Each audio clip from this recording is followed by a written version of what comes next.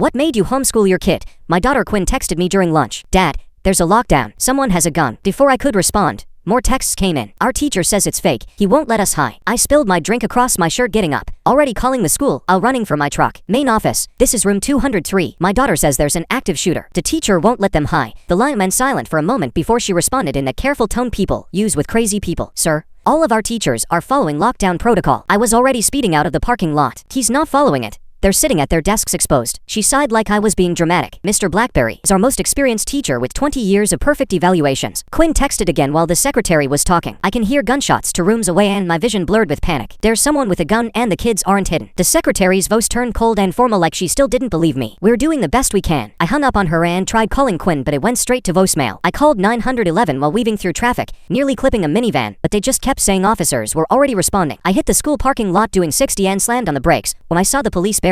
I abandoned my car and ran to the nearest cop, shoving my phone in his face to show Quinn's texts. My daughter's teacher won't let them hide. Look, room 203. He glanced at the screen but pushed my phone away and pointed toward the gathering crowd of parents. Sir, step back. This is an active situation and SWAT is handling it. I grabbed his vest desperately. Then tell SWAT about room 203. He physically shoved me backward and turned away to talk into his radio about crowd control. Not about my daughter. 14 minutes had passed since Quinn's last text and I couldn't breathe properly. I ran around the building to the construction site where they're building the new science wing, found the chain link fence and started climbing. The metal tore into my palms, but I didn't care. I dropped down the other side and ran into the building. That's when I heard it. Gunshots from inside the main building. The alarm was screaming as I reached through the broken glass, slicing my arm open on the shards and unlocked the door from inside. I sprinted toward room 203 before 2 officers appeared and one tackled me to the ground. My daughter's in 203 and they're not hidden. I screamed while he pressed my face into the floor, but he just dragged me back through the construction area and literally threw me outside, saying if I came back I'd be arrested. I ran back around to the front entrance and somehow made it to the main hallway where I could finally see room 203's door. It was locked and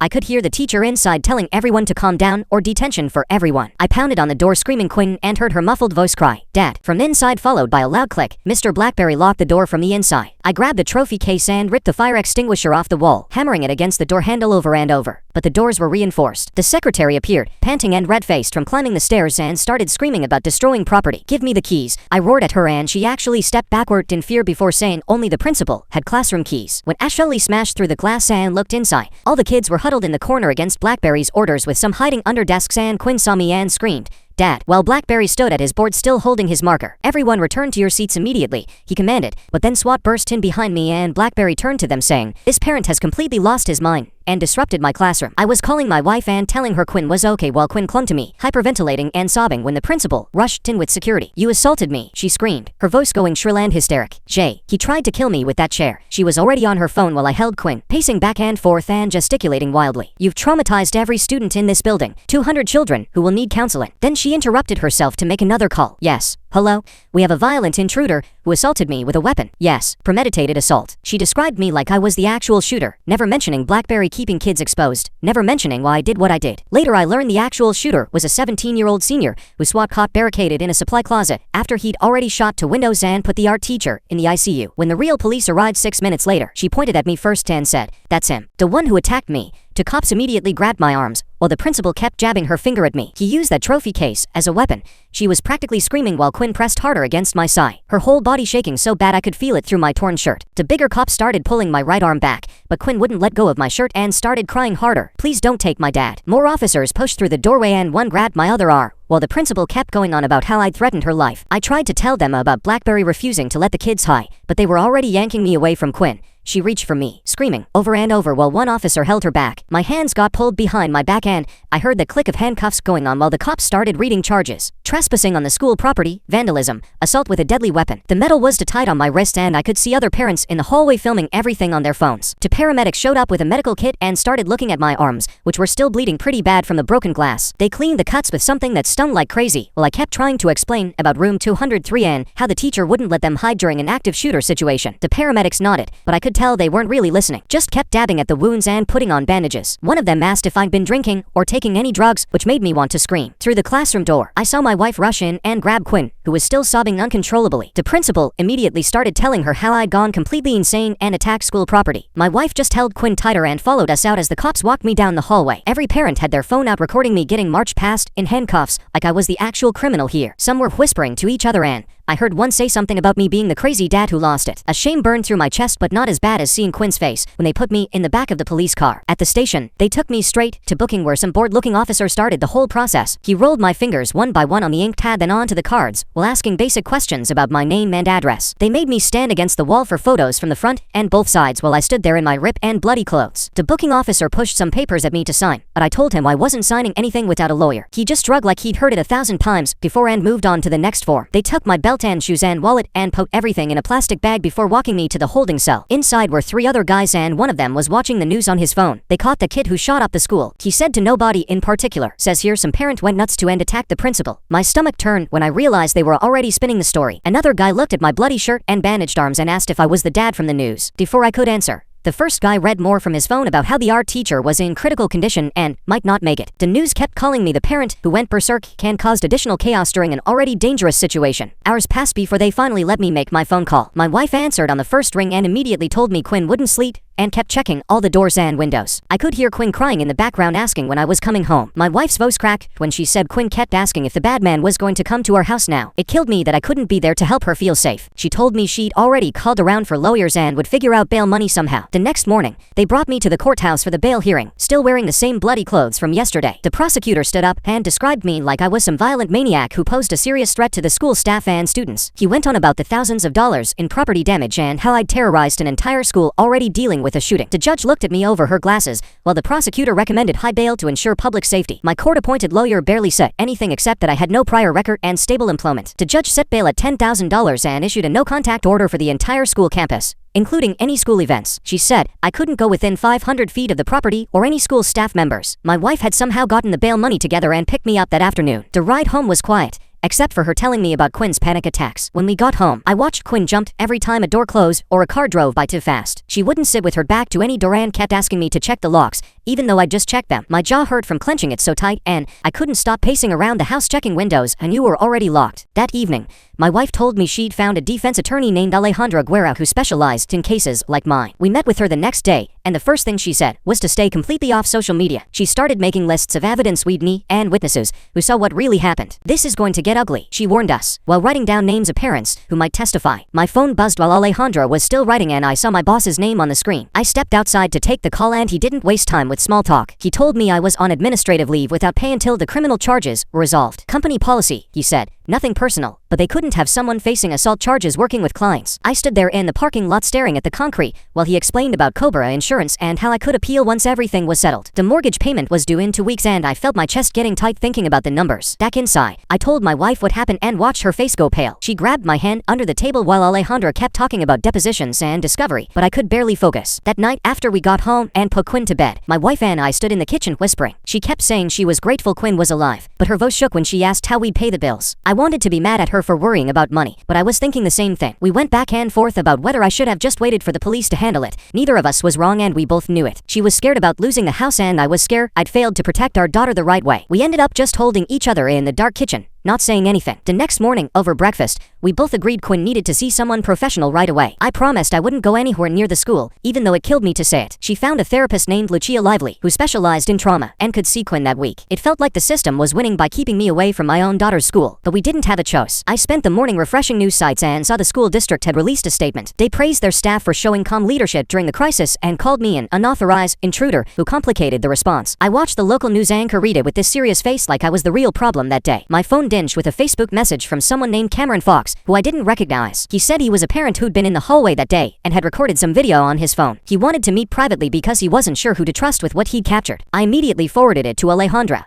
who told me to meet him, but be careful. 2 days later, I drove Quinn to her first appointment with Lucia while she sat in the back seat, asking if the therapist would make her talk about everything. I told her she only had to share what she felt comfortable with, but I knew she needed this. In the waiting room, I could hear muffled voices through the door and caught glimpses of Quinn showing Lucia how she couldn't sit with her back to any door now. She kept moving her chair around until she could see both the door and window at the same time. I sat there feeling completely useless while my daughter tried to explain why she needed to see all the exits. An hour later, Lucia came out and said Quinn did great, but it would take time. On the drive home, Quinn was quiet and I didn't push her to talk about it. That afternoon, I got an email from someone named Brian McCullough saying he was the district's investigator looking into the incident. He requested an interview to get my side of the story for their internal review. I forwarded it to Alejandra, who immediately called and told me not to respond. She said the district was trying to build a case to protect themselves, not find the truth about what happened. The parent group chat for Quinn's grade was blowing up my phone with notifications. I suddenly opened it and saw parents arguing about whether I'd made things worse or saved lives. Some woman named Jennifer said I'd traumatized her son more than the actual shooter did.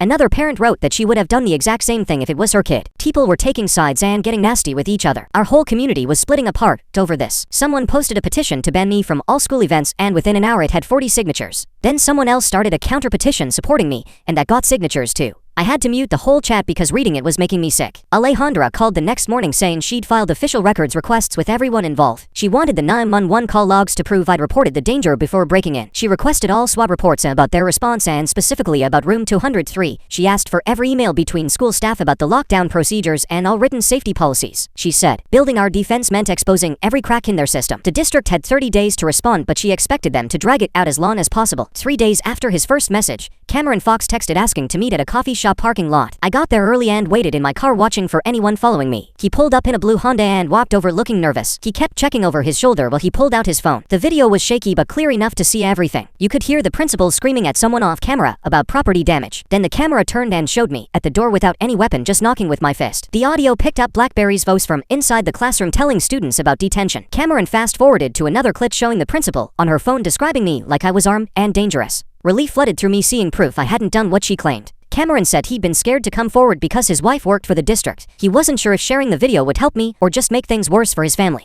I told him I understood and asked if I could show it to my lawyer. He said yes, but asked me not to post it anywhere yet. He needed time to figure out the right way to handle it. I thanked him probably 10 times before he left. Back home, I showed the video to my wife and watched her shoulders relax for the first time in days. She kept replaying the part where you could hear Blackberry talking about detention while gunshots echo in the background. We both knew one video wouldn't fix everything, but at least we had something real to fight back with. Lucia's office had toes on low shelves and soft chairs that made everything feel less scary when we brought Quinn in 2 days later. Quinn sat between us on the couch picking at the hem of her shirt while Lucia explained she was just going to ask some questions about what happened. My wife held Quinn's hand as she started talking about how Blackberry kept saying anyone who would get detention and Saturday school. Lucia wrote everything down in her notebook. Ken asked if she could record this part for the file. We both nodded and Quinn kept going, telling how kids were crying and begging to hide under desks, but Blackberry said they were being dramatic. My hands balled into fists hearing this again, but I kept them pressed against my legs. Lucia asked gentle questions about exactly what Blackberry said and did while the alarm was going off. Quinn said he kept teaching math problems on the board even when they could hear loud bangs from other rooms.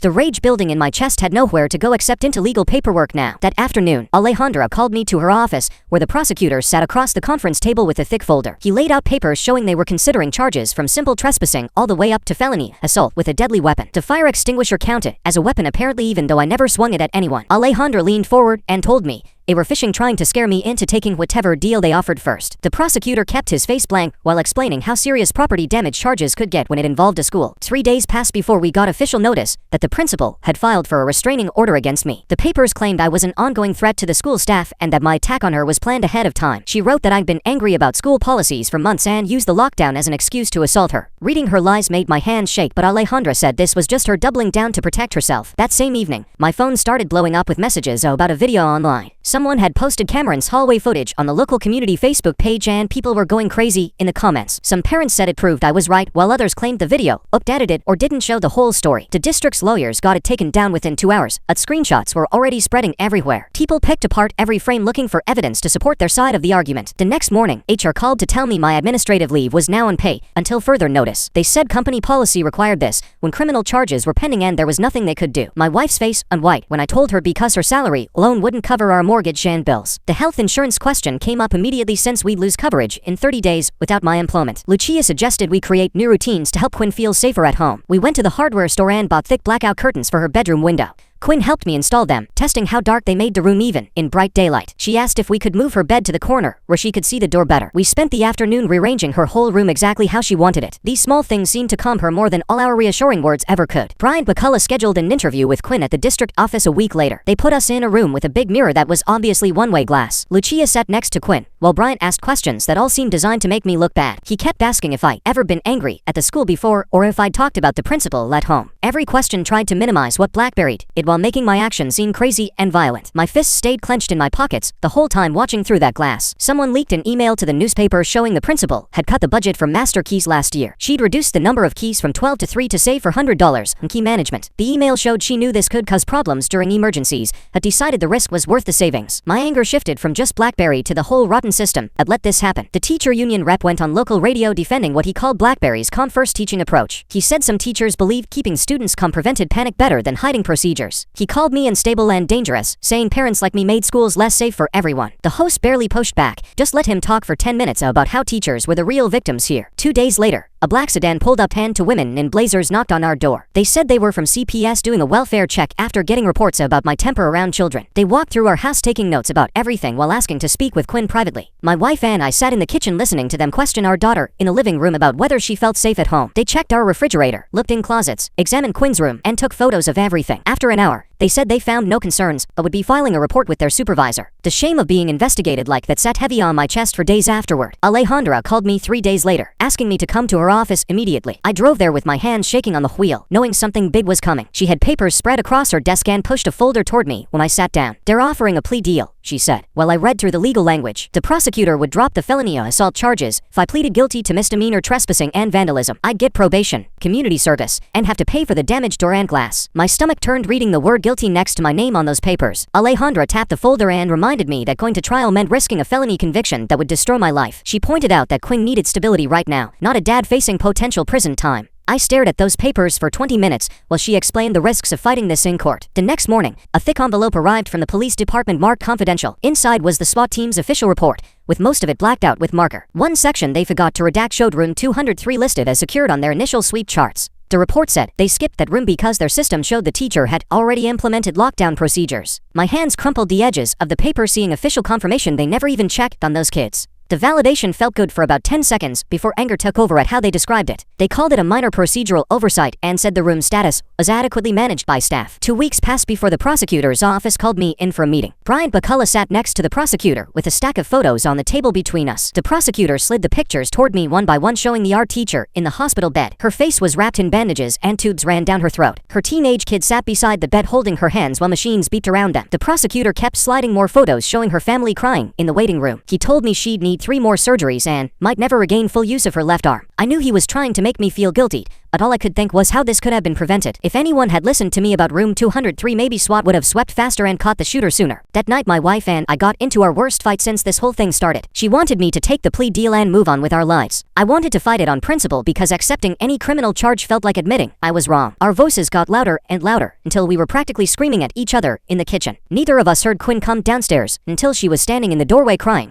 "Please stop fighting." She sobbed and we both froze, seeing her shoulders shake. The shame hit me harder than any prosecutor's photos ever could. My wife held Quinn while I stood there, realizing my pride was hurting my daughter more than any plea deal would. The district called a press conference the next afternoon that played on every local channel. They announced new active shooter training protocols and updated lockdown procedures for all staff. The principal stood at the podium talking about leadership during crisis, while administrators nodded behind her. She never mentioned BlackBerry by name but kept emphasizing how the district's quick response saved lives. They made it sound like I was the dangerous element they had to manage that day. The superintendent thanked the principal for her courage and presented her with some kind of commendation award. I had to turn off the TV when she started talking about the trauma I'd caused the students. 3 days later, I sat in the courthouse for my preliminary hearing wearing my only suit. The judge reviewed the evidence while I sat between Alejandra and my wife, trying not to fidget. After an hour of legal arguments, the judge announced he was dismissing the felony assault charges. He said there was insufficient evidence that I'd intended to harm the principal with that chair, but he maintained the misdemeanor trespassing and vandalism charges would proceed to trial. Alejandra called it a partial victory, but I still faced potential jail time and a criminal record. We met with a civil attorney that same week in a small office downtown. He'd already been contacted by 6 other parents from room 203 who wanted to sue the district. They all had kids with trauma symptoms and therapy bills piling up from BlackBerry's refusal to follow protocol. The attorney explained we could file a negligence lawsuit seeking damages and policy changes. The strategy would shift from just defending me to making the whole system accountable for what happened. More parents joined every day as word spread through the community about the potential lawsuit. Monday morning arrived and Quinn had to go back to the school for the first time since the shooting. The no contact order meant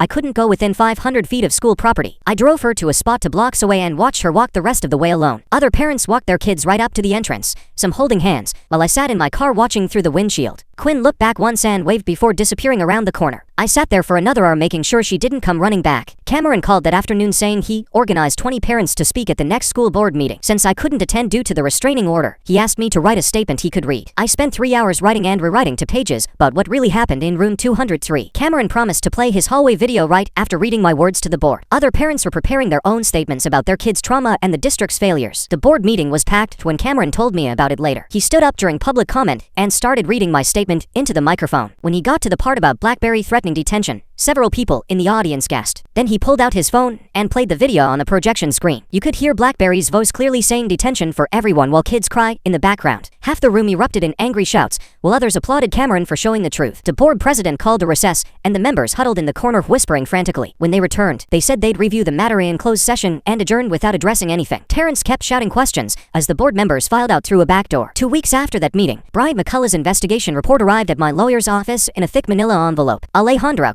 called me to come in right away, and I took the bus downtown since my truck was still impounded as evidence. She flipped through the pages while I sat across from her desk, watching her face get tighter with each paragraph. The report admitted there was, quote, policy confusion during the incident but recommended only additional training for staff, no disciplinary action for anyone. McCullough wrote that Mr. BlackBerry believed he was following an older protocol about maintaining calm first and that the district bore some responsibility for not updating training materials. The principal had already gotten a copy and was telling everyone the report vindicated her completely, posting on the district website about how proud she was of her staff's performance under pressure. My hands shook, reading the conclusion that said, while my concerns as a parent was understandable, my actions caused unnecessary chaos and trauma. 3 days later, my wife went to meet with the principal about getting Quinn special accommodations for her anxiety and came home looking confused. She sat at our kitchen table going through her notes from the meeting and kept finding things that didn't match what actually happened. The principal had said I never tried calling the school, that I just showed up violent and angry without warning, but my wife had my phone records showing the call. The principal claimed BlackBerry immediately secured his classroom when the lockdown started, but we had Quinn's timestamped texts proving otherwise. My wife looked at me across the table and said she finally understood why I did what I did, that the school was rewriting everything to protect themselves. That conversation helped us stop fighting about whether I'd gone too far and start working together on what came next. The prosecutor called Alejandra the following Monday with an offer for deferred adjudication. If I pleaded guilty to misdemeanor trespassing and vandalism, completed 200 hours of community service, paid $5,000 in restitution, and stayed out of trouble for 2 years, the charges would be dismissed. Alejandra explained this meant no permanent criminal record if I completed everything successfully, but I'd have to admit guilt now. The thought of saying I was guilty of anything made my stomach turn, but she reminded me a trial could take another year and Quinn needed stability now, not later. I spent 3 sleepless nights thinking about it, weighing my need to fight against Quinn's need for this to be over. My wife found me at 3 in the morning staring at Quinn's bedroom door, and we both knew what I had to do. I called Alejandra the next day and told her to accept the deal. 2 weeks later, I stood in court wearing my only suit while the judge reviewed the plea agreement. She looked over her glasses at me and launched into a lecture about parents who think they know better than trained professionals, about taking the law into my own hands, about the chaos I caused. I bit down so hard on my tongue I tasted blood, but kept my mouth shut while she went on for 10 minutes. When she asked if I understood the terms, I just said yes and sign, where they pointed. The agreement included a permanent stay-away order from the school property, $8,000 in total fines and restitution, and those 200 hours of community service. Walking out of that courthouse felt like swallowing broken glass, but at least we knew what the next 2 years looked like. That night, something amazing happened. Quinn went to sleep in her own room with the lights off for the first time since the shooting. We heard her door close around 10 and my wife grabbed my hand so tight it hurt. We sat on our bed listening for any sounds of distress, but heard nothing except normal sleep breathing when we checked on her an hour later. It was such a small thing, but we held each other and celebrated quietly in our room, knowing we still had so far to go, but grateful for this one victory. 3 months passed with me doing community service every weekend at a food bank, while Quinn slowly got better in therapy. Then Cameron called with news that made my jaw drop. The school board had quietly reassigned BlackBerry to administrative duties at the district office with no student contact, and the principal had been placed on administrative leave after sustained pressure from parents. The official announcement used words like restructuring and new opportunities, but everyone knew what it really meant. It wasn't the accountability I wanted, them admitting what they did wrong, but at least they weren't in positions to hurt other kids. Cameron asked if I wanted to meet for coffee since I couldn't attend any school events, and we met at a place downtown where nobody from the district would see us. He looked tired and told me about the harassment he'd been facing for publicly supporting me, how their parents called him a troublemaker and his kid was getting were excluded from birthday parties. We talked about setting boundaries and not letting this consume our entire lives,